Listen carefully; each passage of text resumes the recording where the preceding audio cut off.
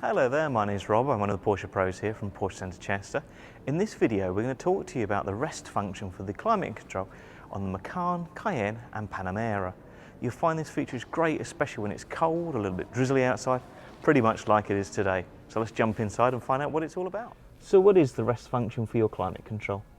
The rest function for your climate control enables you to continually heat the interior for about 20 minutes after you've either paused your journey or when you've come to the end of it. Great thing with that means that if it's a short stopover, you can literally keep the car warm on the inside when it's not very nice outside.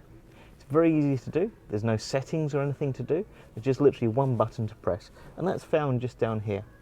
So the passenger's auto climate button has a little word rest under it. So what you do is just push that button. Once you've finished your journey, you'll hear the fans of the climate control cut in, and that'll use the residual engine heat to keep the car warm for about 20 minutes. If your battery is low on the vehicle, don't worry, it will cut out to prevent you from having a flat battery. Hope you enjoy that, and thank you very much.